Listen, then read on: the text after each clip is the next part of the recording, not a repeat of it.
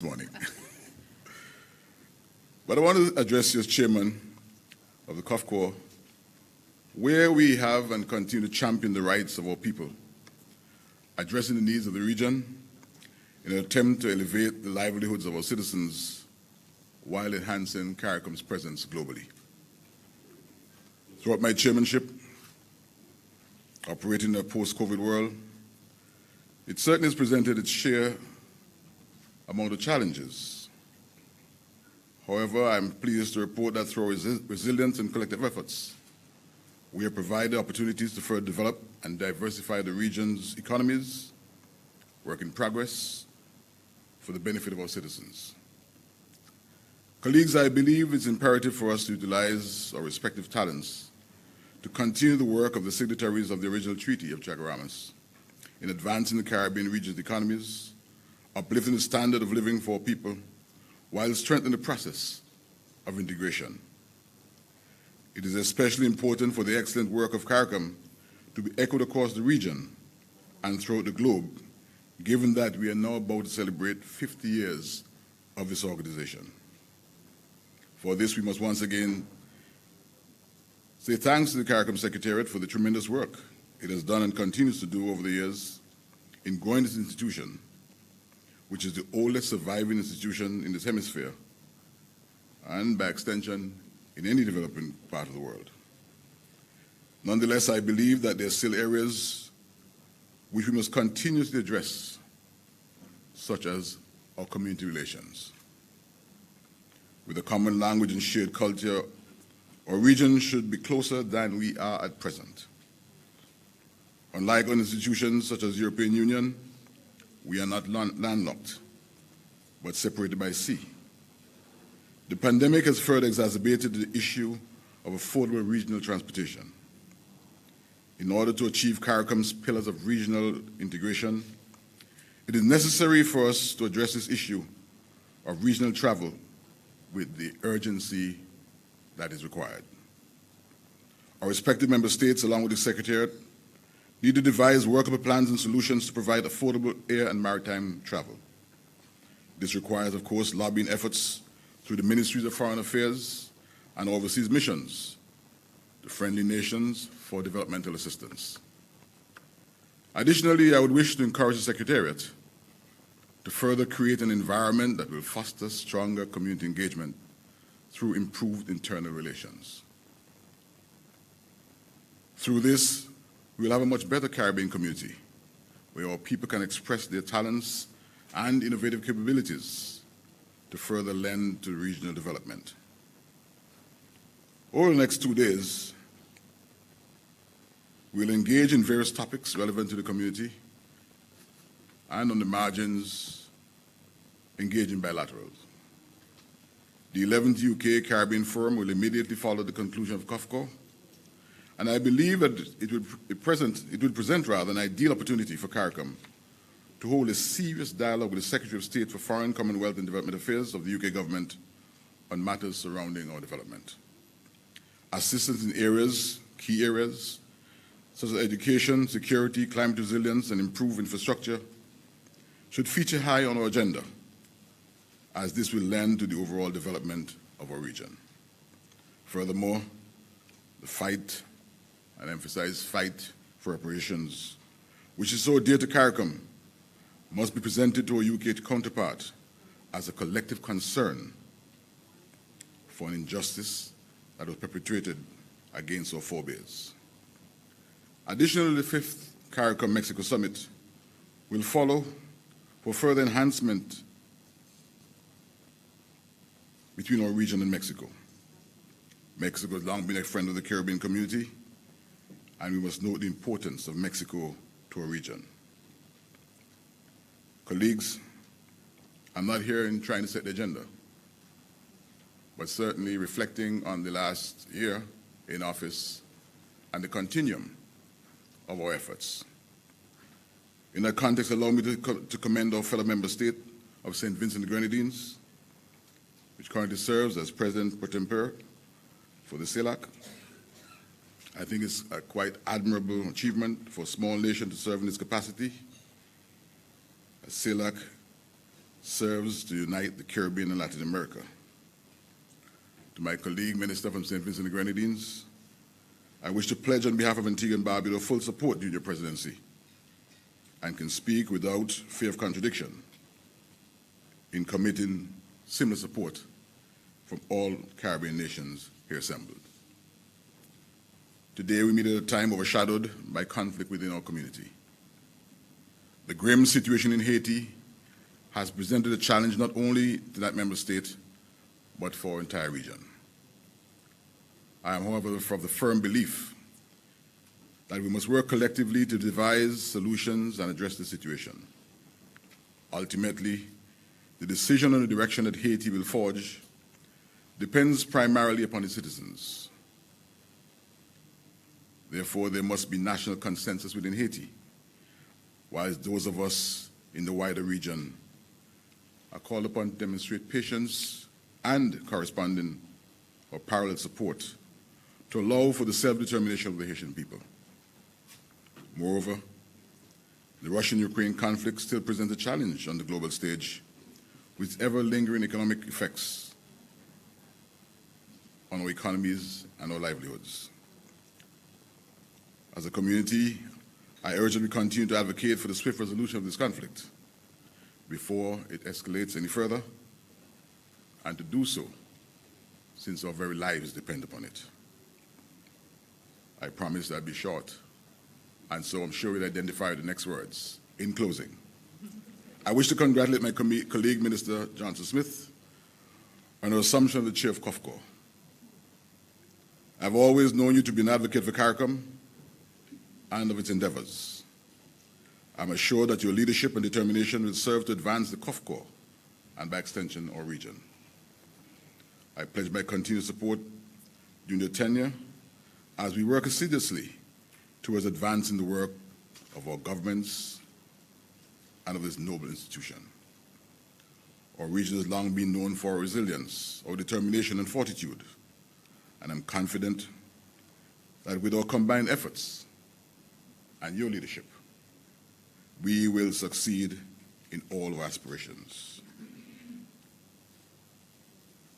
Unfortunately, I leave tomorrow, a result of the last elections in Antigua, where I can't afford to miss a sitting of Parliament.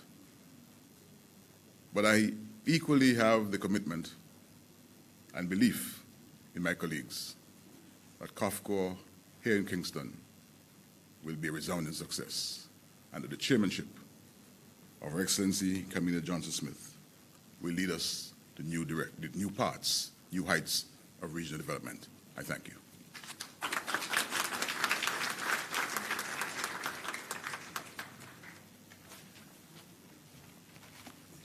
Thank you, Minister Green. It is now my honor to invite Senator the Honorable Camilla Johnson-Smith, Minister of Foreign Affairs and Foreign Trade of Jamaica and Chair of the Council for Foreign and Community Relations, to deliver remarks. Minister. Thank you, Madam Moderator. Dr. Carla Barnett, Secretary General of the Caribbean Community, the Honorable E.P. Chet Green, Minister of Foreign Affairs of Antigua and Barbuda and outgoing Chair of the Council for Foreign and Community Relations, who also, as a result of the last elections, has an additional portfolio as well. There's always more work as a reward for good work. But we're glad you are here with us, even for the day, Minister Green. My friends and colleague ministers of the Caribbean Community, Your Excellency Juan Fernandez Trigo, Secretary of State for Latin America, the Caribbean and Spanish Language of the Kingdom of Spain, Assistant Secretary General Ford, joining us here on the platform, Dean and members of the Diplomatic Corps, Dean and members of the Consular Corps, members of the media, distinguished delegates, ladies and gentlemen, I extend a particularly warm Jamaican welcome to everyone here this morning. And as my colleague, Dr. Brown Wiltz, I assure you, sir, I assure you, sir, that the matter is being addressed. My apologies for this inconvenience, and I'm assured that it will be sorted in very, very short order. Technology once more. It is a proud moment for the City of Kingston to once more host this, for the second time, the Council of Community and Foreign Relations, having been the venue for the 12th meeting in 2009. Our gathering today marks the first in-person regular meeting of the COFCOR since 2019, and the first at which the Council will have the privilege of being joined in person by the Secretary General, by Secretary General Barnett, since her assumption of duties in 2021. As this is the Secretary General's first official visit to Jamaica in her current role, I want to extend a special welcome to her on behalf of the government and people of Jamaica, although as a fellow UEMONA alumna, like several of us in this room, this may well be a homecoming. So welcome once more, Madam SG.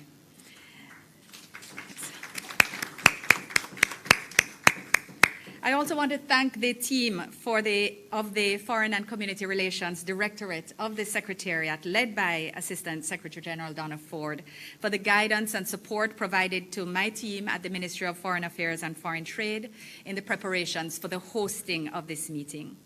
The 26th meeting of the COFCOR takes on added significance as we celebrate the community's year-long commemoration of the 50th anniversary of CARICOM, to be formally observed on the 4th of July 2023 in Trinidad and Tobago. Our Caribbean community enjoys the special distinction of being the oldest surviving regional integration movement in the developing world. This partnership, having delivered a CARICOM half-century, demonstrates our resilience and is a milestone of which we can be justly proud. We're pleased that Mr. Andre Bartley, who we hope will be joining us, was the winner of the CARICOM 50 logo competition, and we congratulate him on his creativity and success. And I look forward to taking part alongside the Secretary General and all of you in a commemorative tree planting ceremony later today as the first of Jamaica's official CARICOM 50 events.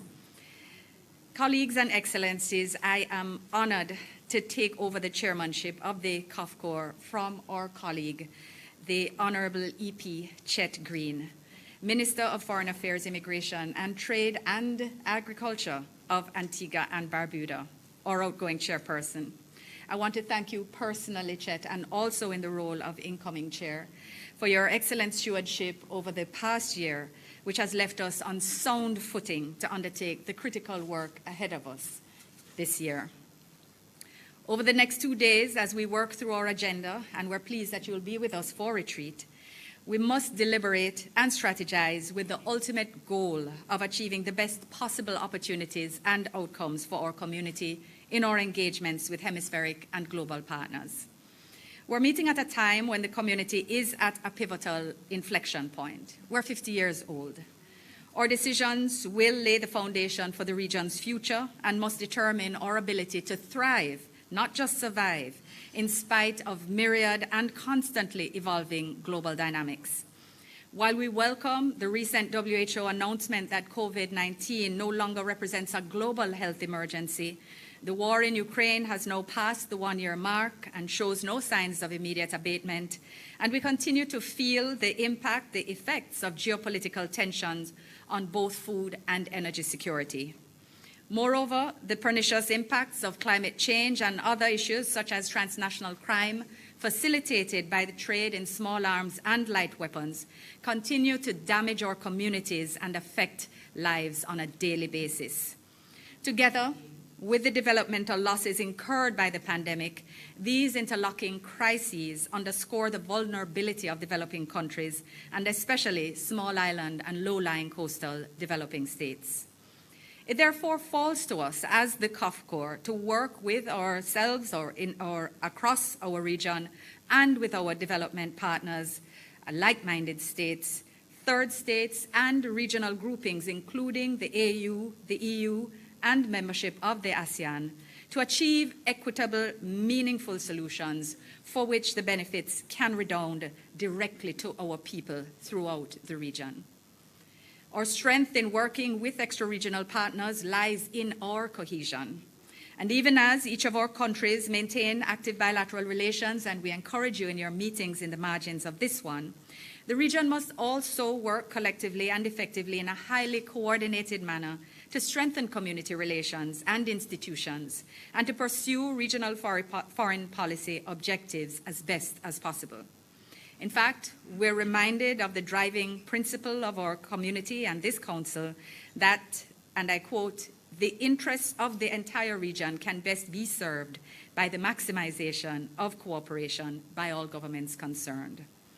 This principle was, in fact, put forward by Jamaica at the 7th Conference of Heads of Government of the Commonwealth Caribbean countries held in Trinidad and Tobago in October 1972.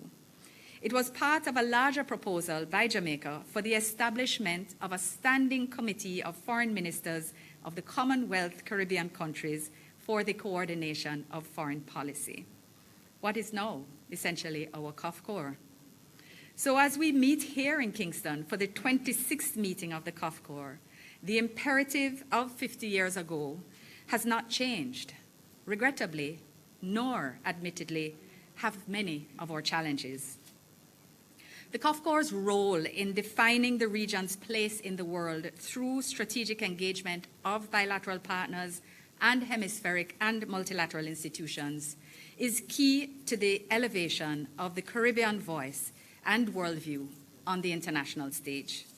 And with that voice, we will continue to offer the world Caribbean-grown solutions while championing the interests of the 16 million citizens who make up our community across our member states and associate members.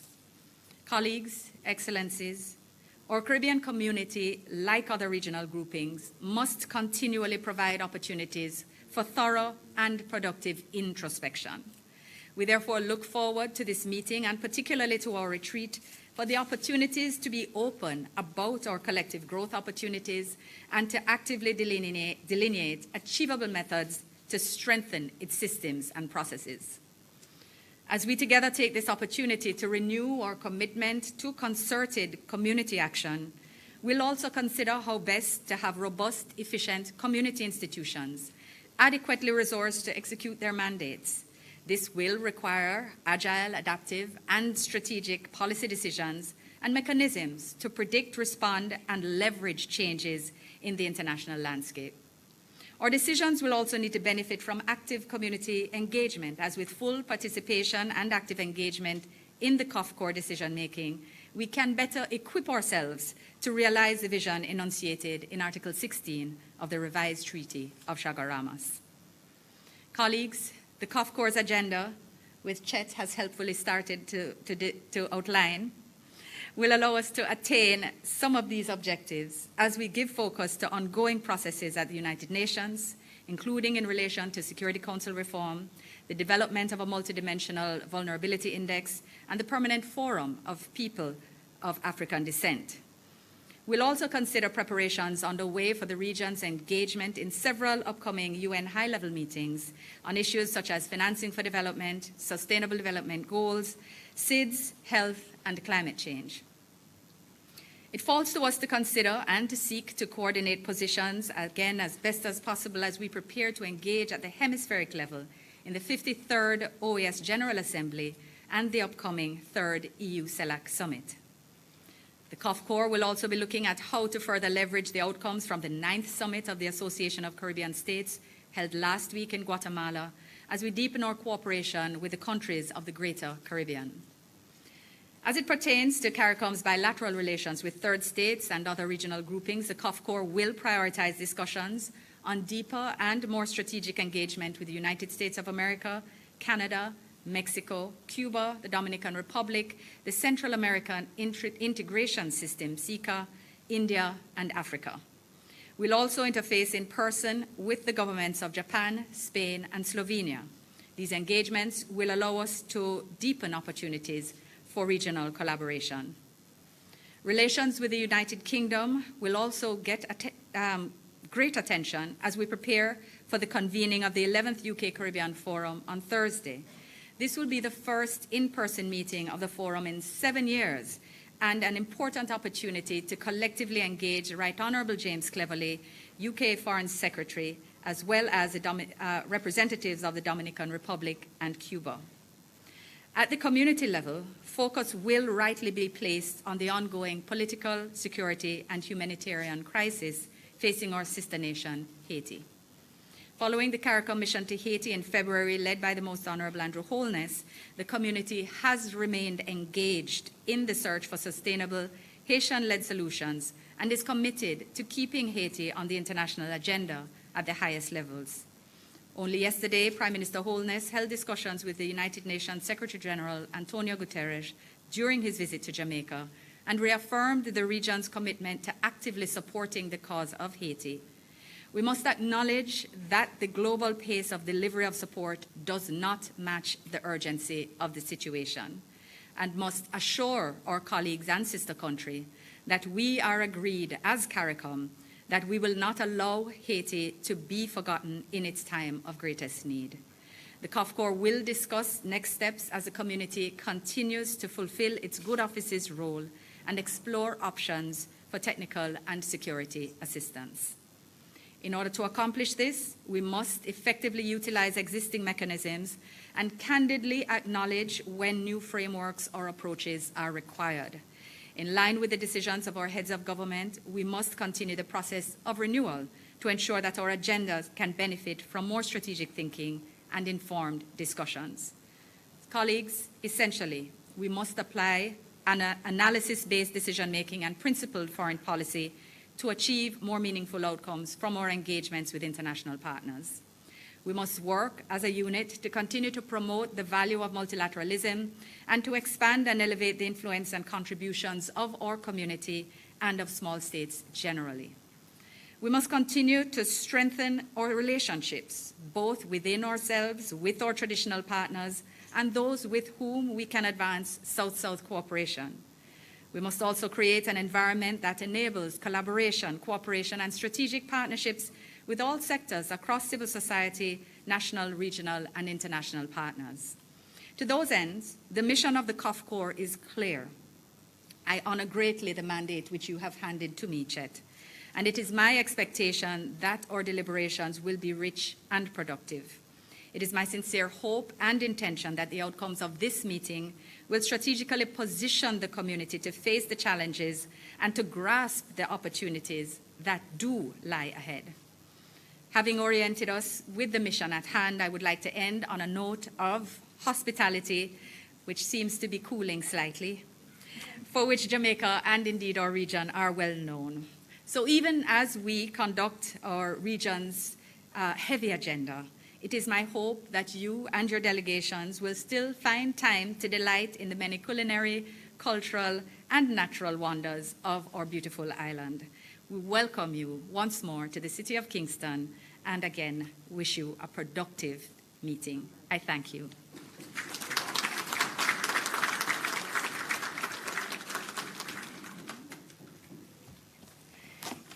Thank you, Minister Johnson-Smith.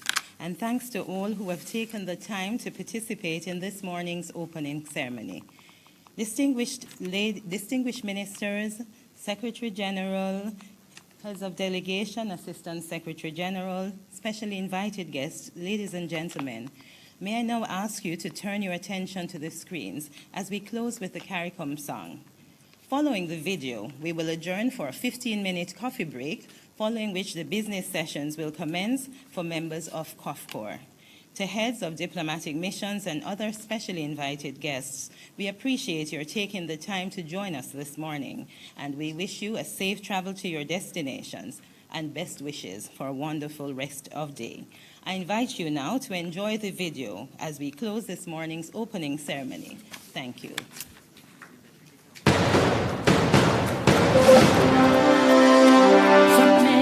Distant lands, our forefathers came, some seeking adventure, some bound in chains.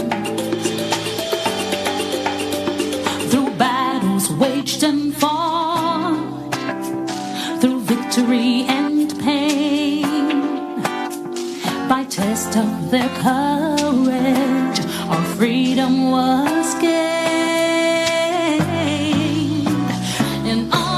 To those gone before us, the heroes of land.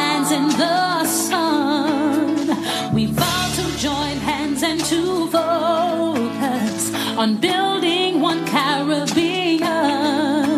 Raise your voices high, sing of your Caribbean pride. Sing it loud and strong, feel our hearts beat as one. Celebrate in song as we rise to heights where we belong. Sound the victory drum come. Though great and diverse be our ethnicities, the bonds that unite us are stronger than these. We dine, we pray, we love, we dance and we play. We relate to each other, the rest in your way. Today as a people united as one, determined and steadfast we stand. We look to a brand new horizon, the future now firmly in our hands. Raise your voices high and sing of your Caribbean pride. Sing it loud and strong, feel our hearts beat as one. Celebrate in song as we rise to heights where we belong. Sound the victory drum for Caricom. Hele, hele, bravo. Open you sing Caricom. Leve, leve, bravo. Naki you drum Caricom. Tabu ya tabu abo.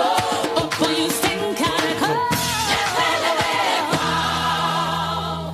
Raise your voices high and sing of your Caribbean pride. Sing it loud and strong, feel our hearts beat as one.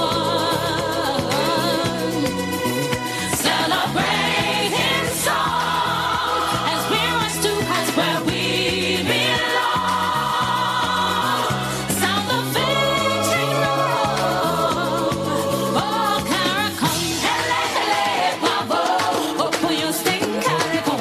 Leve, leve, bravo. Hele, hele. Tabu ya tabu awo. Naki your drum, Caricom. Leve, leve, bravo.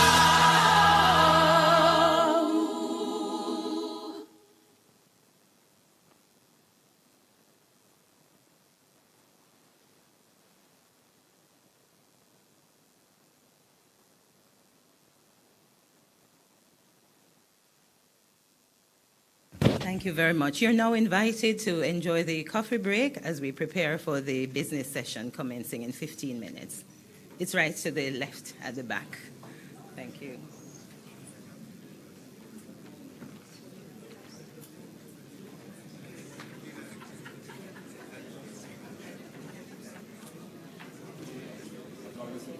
No, I really appreciate you coming.